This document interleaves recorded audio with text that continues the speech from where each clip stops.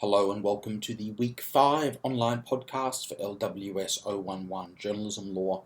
I'm Peter Black. For the past few weeks we've been looking at defamation law.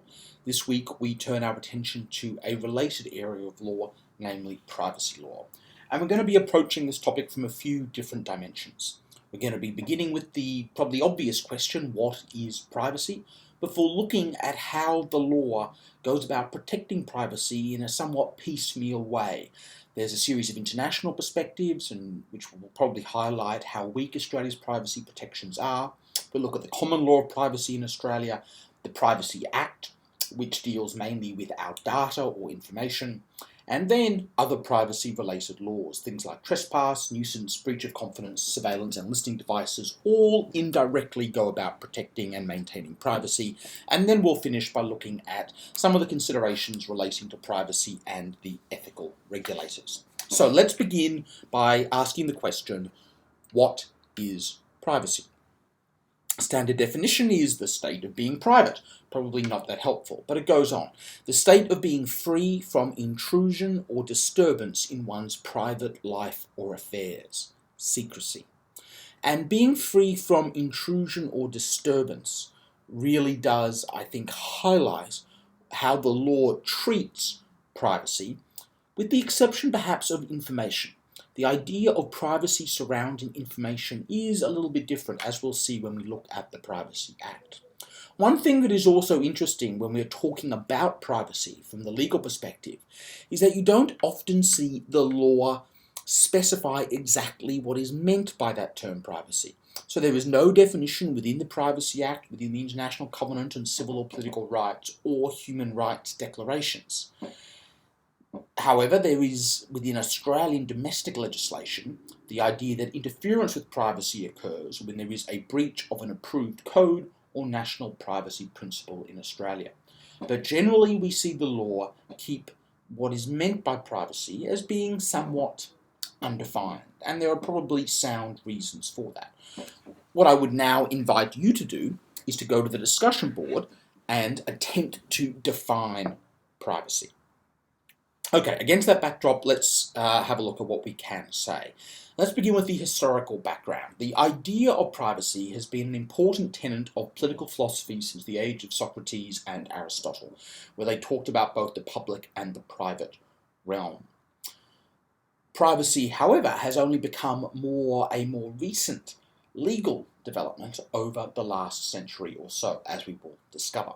But what has remained fundamental, both in those ancient notions of privacy and more recent conceptions of privacy, is the significance of privacy in the home. The home or the household is presumed to be the centre of the appropriately private sphere. So assuming then privacy can be defined, why should we protect it? And much like with defamation, and much like indeed with many other areas of law that we'll be looking at this semester, there is a delicate balancing act between competing values or principles that need to be considered here. So a balancing act must be undertaken between the right of the public to know information and the right of the individual to privacy. It's not as though the right of privacy will automatically trump anything else, and we do indeed see that reflected in our legal system. Now, as I said, legal notions of privacy are a more recent development. They don't sort of go back to the days of Socrates and Aristotle. And if we take the US legal system as an example here, which has influenced the evolution of privacy law throughout the world, it really began going back with an old journal article by Warren and Brandis, which was the right to privacy. And this resulted in the development of 4 distinct privacy torts within the United States. So, we'll come back to those a little bit later on.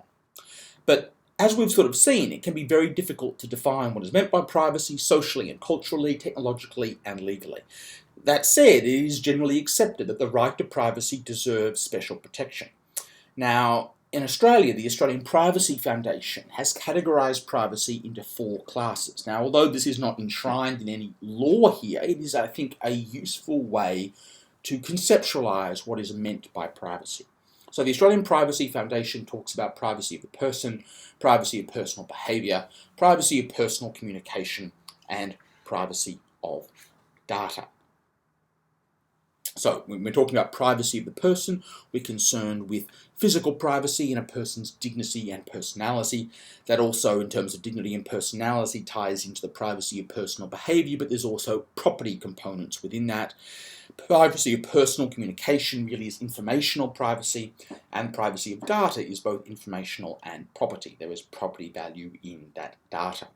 So overall, when we consider it in this context, the right to privacy can be thought of as a bundle of rights, each focusing on a separate aspect of oneself, which is appropriate when you consider what privacy is seeking to protect. So let's have a look at some of those different ideas that are embedded in the classes identified by the Australian Privacy Foundation. So we're going to look at physical privacy, informational privacy, dignity or personality, and then also property.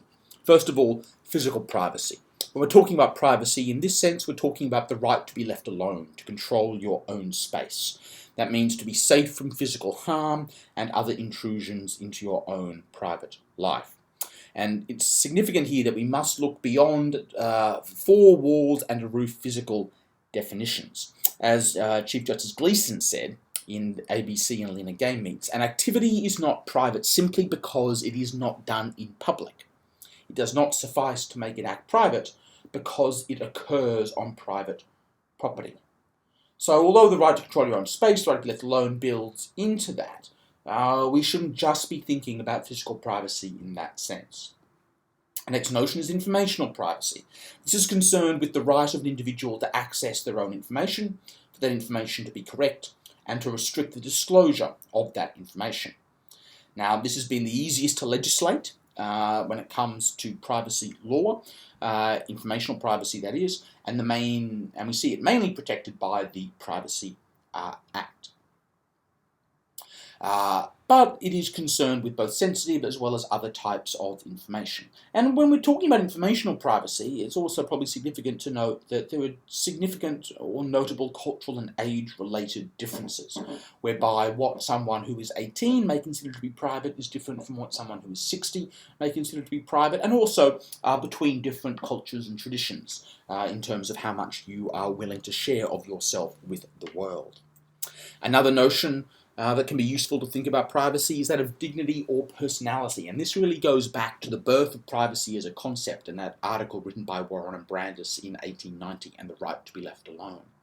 Privacy here is the right protecting individual dignity and control over misleading and inaccurate information. Control of information which may be personally embarrassing or very personal. It's difficult, I think, in this context to see that corporations would have some sort of privacy right based in dignity or personality. And then the last sort of way that we can conceptualize or think of privacy is a form of property. And this is about allowing an individual to profit from his or her own efforts, particularly when we're concerned with the appropriation of name and likeness. That said, although we can think about privacy as a property right, what we found as far as the law is concerned is that the courts have stipulated that privacy has its foundation within the protection of human dignity rather than within proprietary rights. Okay, so that now hopefully gives us a bit of a working definition of what is meant by privacy and the different dimensions or aspects to that. Now let's move on and have a look at how a few different countries around the world have treated privacy law.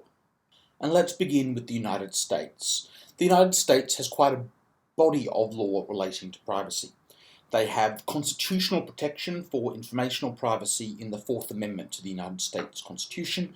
They also have four privacy torts, which are described as public disclosure of private facts, intrusion upon seclusion, appropriation of name or likeness, and publicity placing a person in false light. They also have various statutes that protect informational privacy. New Zealand has adopted and adapted this American tort law. This happened back in a case in 2004 known as Hosking and Runting. In England, they have protection from public disclosure of private facts, which has been used by distorting the action for breach of confidence. And there's a few cases that have dealt with this, and we'll actually look at some of those cases when we consider the law relating to breach of confidence a little bit later on in the semester. The European Union has an established body of law as well. They have the EU Telecommunications Privacy Directive, which updated the European Union Privacy Directive. This directive required all European Union member states to enact comprehensive privacy legislation, requiring organisations to implement personal data policies to include transparency, purpose limitation, data quality, data transfers, special protection for sensitive data, government authority, data controllers and individual redress. And Article 1 of the directive requires member states to protect the fundamental rights and freedoms of natural persons, and in particular their right to privacy with respect to the processing of personal data. In essence, the European Union has therefore made privacy a fundamental human right. There are also a range of other international instruments. So, for example, Article 12 of the Universal Declaration of Human Rights provides that no one shall be subjected to arbitrary interference with his privacy, family, home, or correspondence, nor to attacks upon his honour and reputation. Everyone has the right to protection of the law against such interference or attacks. There's also some OECD guidelines, so the OECD guidelines on the protection of privacy and transport of personal flows of data, and the OECD guidelines for the security of information systems and networks. And in the Commonwealth law, we have the Commonwealth Model Privacy Act. So that gives you just a quick little snapshot of how some of the countries around the world deal with privacy. What we are now going to do is to have a look at how Australian courts, as well as the Australian parliaments, have dealt with privacy. And we'll begin by looking at the common law of privacy before moving on to the more established regime that we see with respect to legislation and the Privacy Act. So, the common law. Now, just a reminder here, when we're talking about the common law, we're talking about law made by the courts, that is, judge-made law.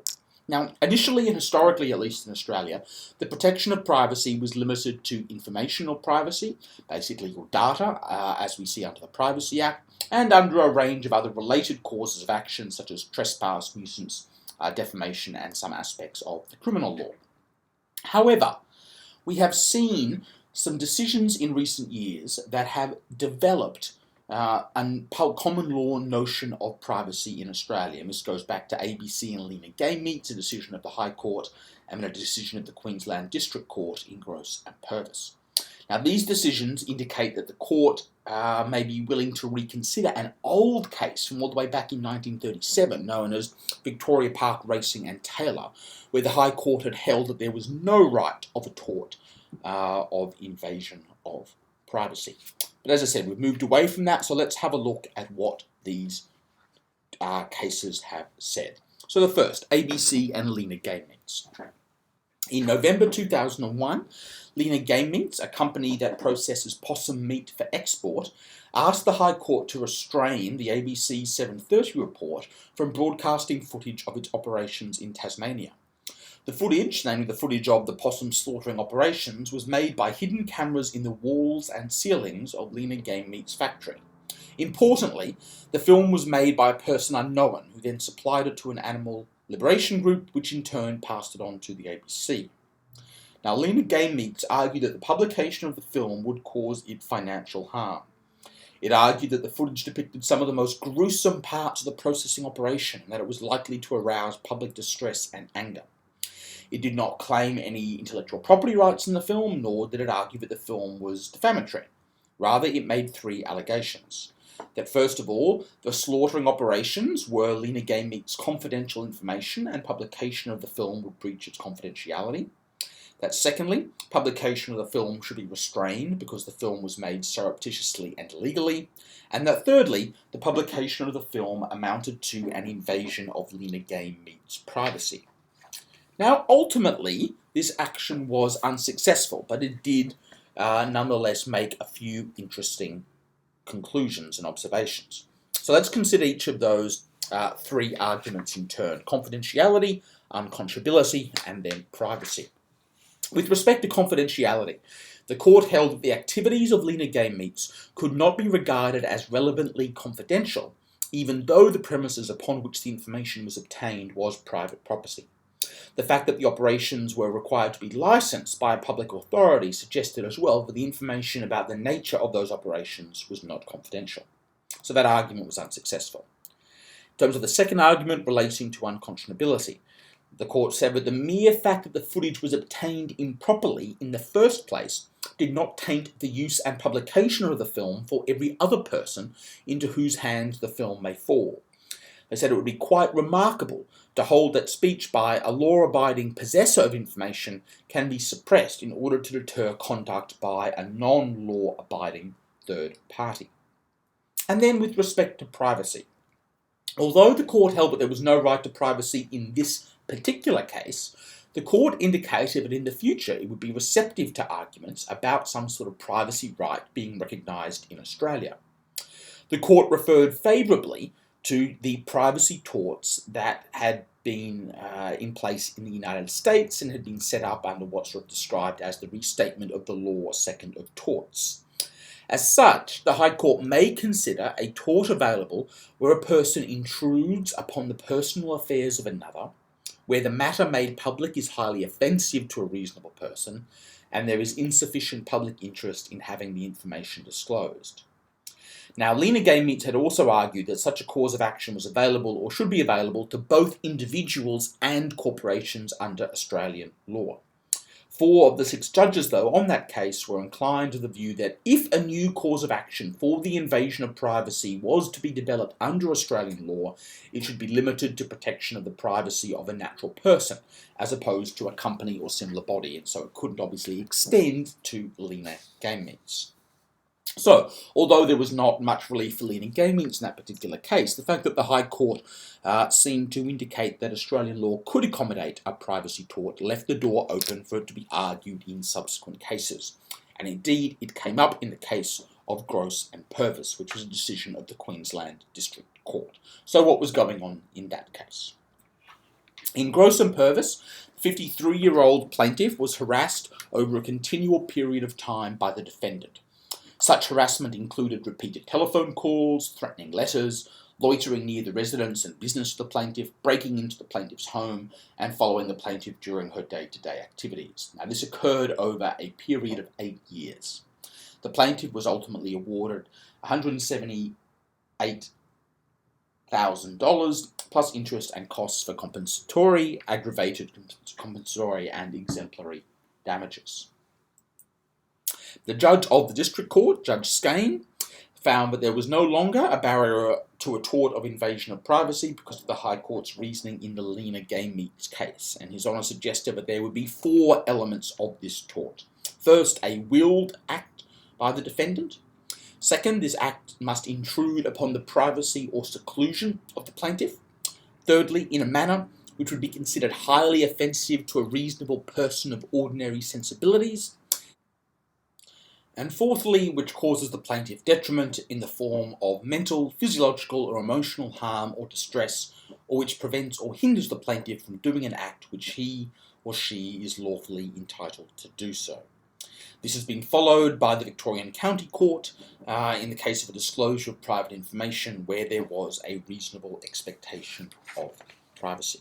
So, what do these decisions conclude about privacy? Well, Lena Game Meats tells us that Victoria Park does not stand in the way of the creation of a tort for the invasion of privacy. However, that right will be an individual one and not one that is afforded to businesses or corporations. And as far as Gross and Purvis is concerned, it's the rare creation of a tort for invasion of privacy with elements espoused. The question you'll need to consider, though, is given what we learned earlier on in the semester in relation to court hierarchy and jurisdiction, how binding is this decision of the Queensland District Court actually going to be? So, that's the somewhat uncertain state of the common law in Australia. Now, let's take a moment to look at privacy legislation. Now, up until 2001, the Privacy Act was quite limited. It was based around a set of 11 information privacy principles, and it only applied to government, Commonwealth government agencies, the handling of tax file numbers by all organisations, and the use of credit reporting information in the private sector. However, we saw some reform that had been prompted by some pressure from the Victorian government, the European Union's Privacy Directive, and consumer research indicating that privacy protection was an important issue. And so we now have more comprehensive privacy legislation. The Commonwealth privacy legislation now binds government agencies as well as business organisations. That is, businesses and individuals as traders who have an annual turnover of $3 million. Now, most of the other states and territories have their own form of privacy protection, but the Commonwealth Privacy Act is the overarching legislation. And what the Commonwealth Privacy Act is concerned with is personal information, and it aims to protect the personal information of individuals. So, what is meant by personal information?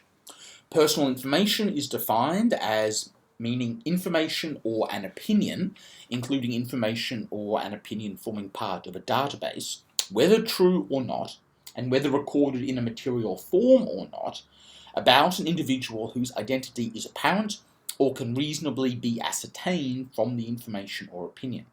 Now, as you can probably tell from reading that, that is a very broad definition. So, how does the Privacy Act aim to protect personal information? Now, it utilises the national privacy principles as well as the information privacy principles. The national privacy principles relate to organisations. The information privacy principles relate to government agencies. Now, the most relevant information privacy principles and national privacy principles for media organisations include IPP NPP1, which is concerning the manner of collection of personal information, IPP2 and NPP1, the purpose of collecting personal information, IPP4 and NPP4, the storage and security of personal information, IPP10 and NPP2, preventing the use of personal information other than for the purpose for which it was collected, and IPP11 and NPP2, protecting the disclosure of personal information to any other person, body, or agency. Now, both IPPs 10 and 11 and NPP2 are subject to the following exceptions. Consent by the individual, the use or disclosure where it's believed necessary to prevent or lessen the seriousness and imminent threat to life or health of the individual or another person, where use or disclosure is required or authorised by or under law, where use or disclosure is reasonably necessary for the enforcement of criminal law, imposition of pecuniary penalty or protection of the public revenue, and where the use is directly related to the purpose for which the information was obtained, the individual is reasonably likely to be aware or was made aware that that information of that nature is usually disclosed to that other person, body or agency. Now, the media enjoy an exemption from the national privacy principles for information collected for journalistic purposes, so that's worth noting. Now, there's a few different problems with this Privacy Act. It's fragmented and quite difficult to follow. There's a range of exceptions that apply to many different organisations. The Privacy Commissioner does not have any real power to order compensation or to investigate or to issue fines for breaches, and it becomes increasingly difficult to deal with emerging new technologies, especially the internet. But we continue to see pressure for reform in this particular space. Now, in addition to the Privacy Act and some limited common law claims for a tort of invasion of privacy in the lower courts of Queensland, there are other forms of protection of privacy which are available within the common law.